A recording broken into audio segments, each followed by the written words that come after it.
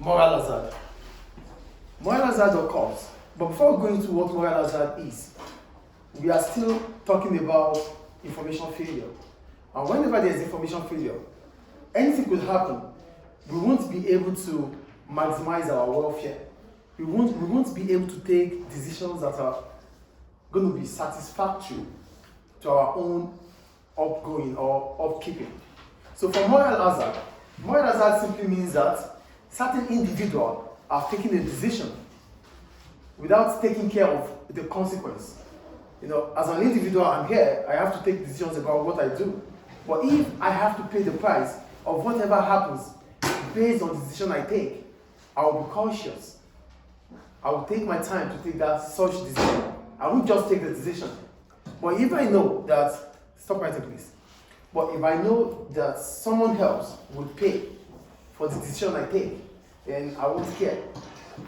I might be careless. Do you get the point I'm making here? Moral hazard occurs because you know that whatever decision you take, someone else has to pay for it. So let's say, moral hazard. This is a situation which one person makes decision about how much risks to take, while someone else bears the cost if things go badly. So you are taking the decision. You are taking decision about the risk. So whatever decision we take, it's always a risk. We don't know the outcome. That is why it's a risk. But you know fully that whatever outcome that it might be, if it goes bad, you're not going to pay for it. So because you know that whatever happens to that decision you have taken, you're not going to pay for it. You won't care. You might be careless. You won't be conscious about it. Do we understand what moral hazard is here? Yes. Okay. So it implies that an individual or organization is protected from the consequences of their actions. So you took the decision, it went bad, but you are being protected. Nothing is going to happen to you. You're careless, but it is what it is. Someone else has to pay for it. That is moral hazard. I could give different examples. You might just build a road. A contractor might be given a road to build, and he or she might not do it well. The consequence is not for him. Basically, it's going to happen to those who passes through the road. He might not pass through the road. His family might not even be here, but he has the contract, and he did it bad. Someone else has to pay for it. That is moral hazard. So basically what we're saying is that people take decisions about risk, and they won't be conscious about it because they know that whatever happens to that risk, it's not going to be them paying the price. Mr. Yes, please. Can it be a benefit? Yeah, it's a risk. What we're saying is, if things go bad, it's a risk, you've taken it.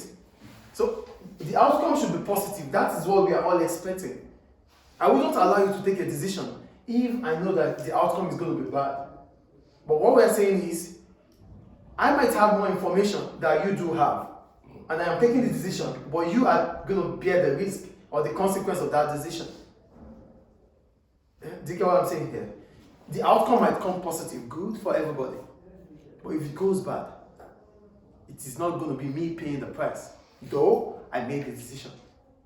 That's why we call it moral hazard. Is it clear? Mm-hmm. So we have different activity here, so you get to know more.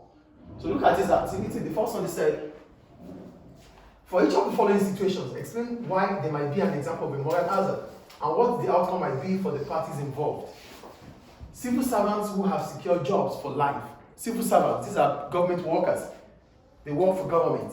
So you work in the government parastatal. You know the job is there for you forever.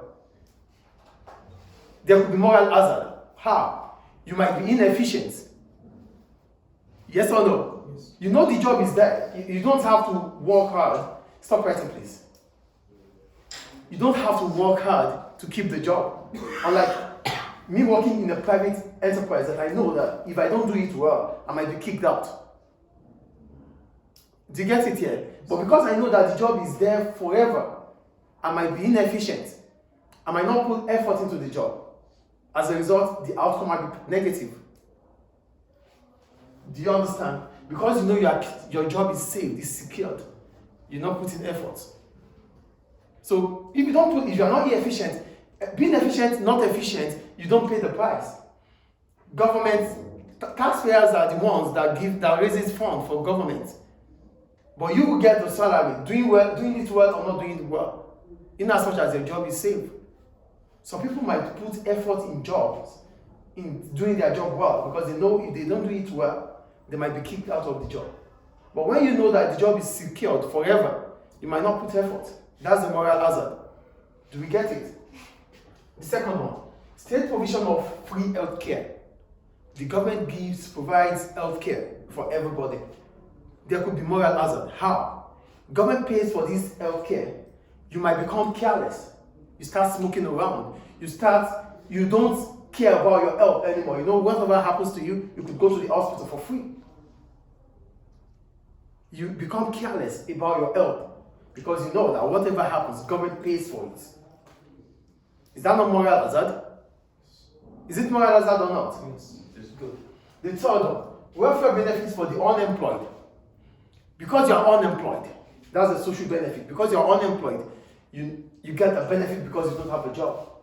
As a result, you might not even seek for employment.